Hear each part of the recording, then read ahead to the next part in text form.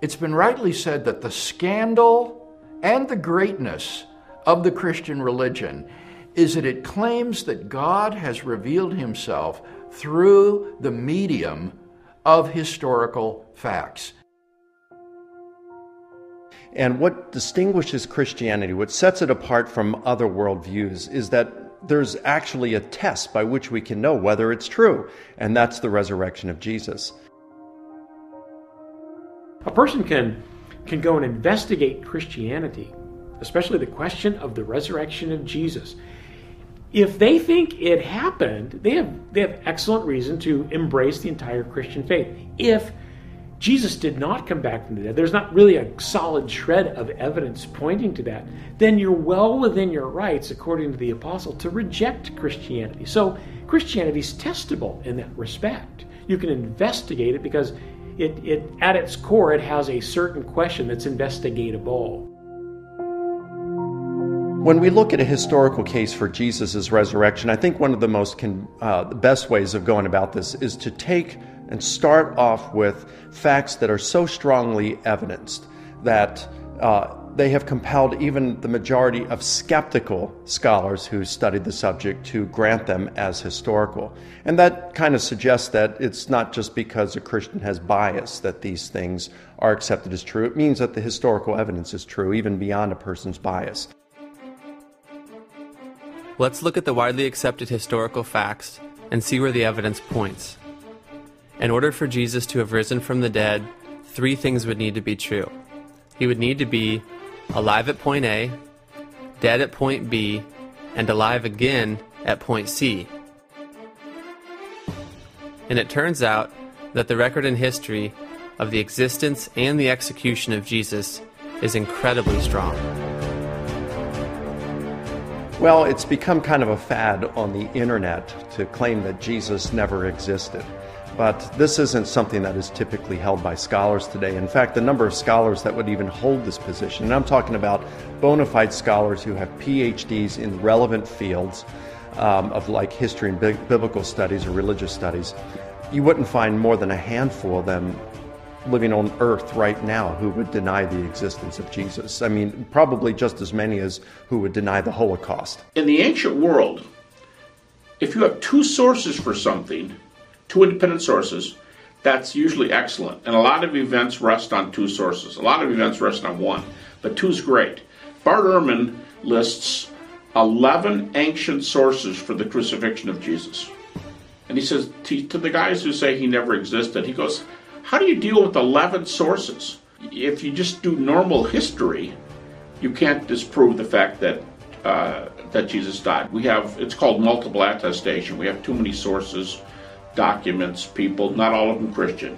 Virtually every scholar, believer or non-believer, skeptic, concedes that Jesus was executed in the first century, 30 or 33 AD.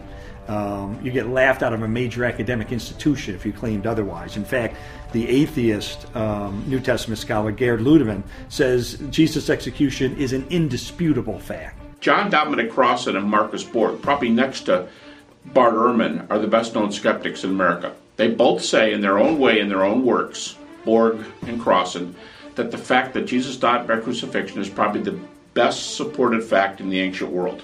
Now, why would they concede that if they're skeptics and, they'd like to get a foothold and say the Christian message isn't true? Why do they say it's the best attested?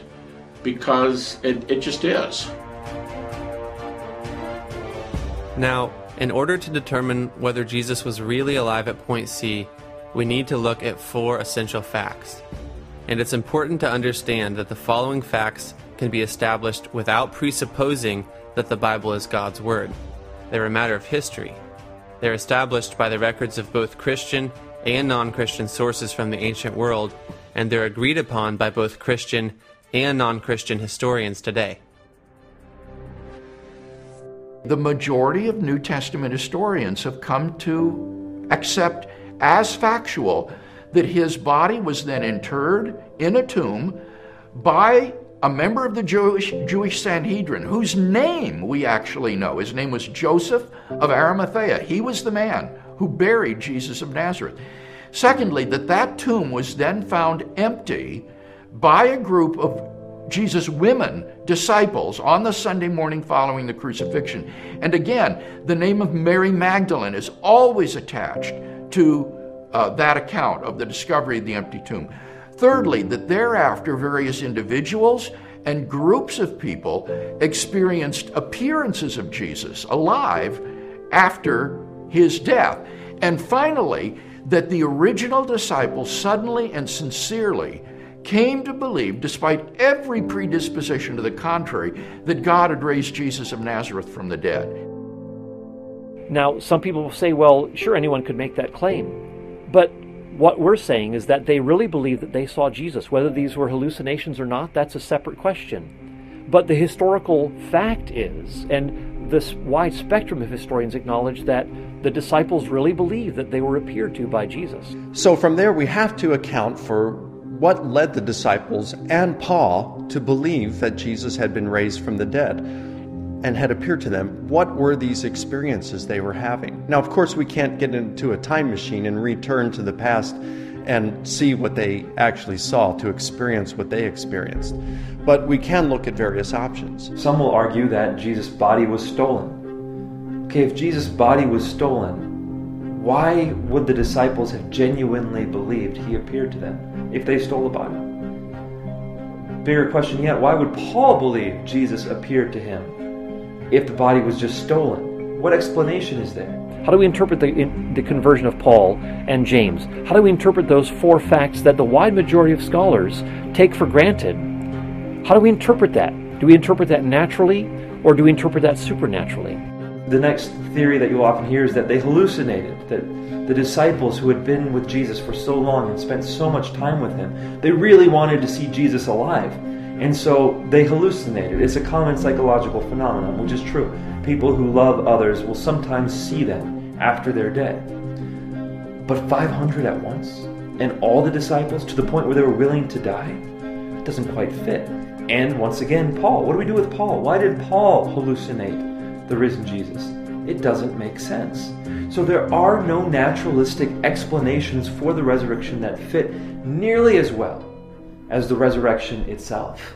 There's a lot of problems with hallucinations. Probably no theory has more refutations than hallucinations. For example, the majority of scholars today believe the tomb is empty.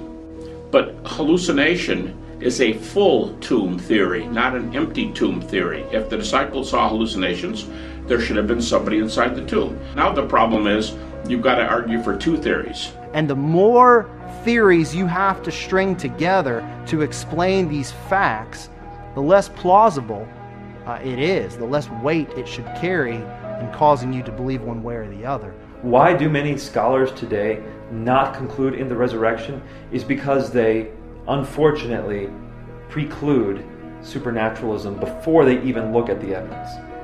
Now, if you look at the evidence without precluding supernaturalism, then the best explanation for the events is the resurrection.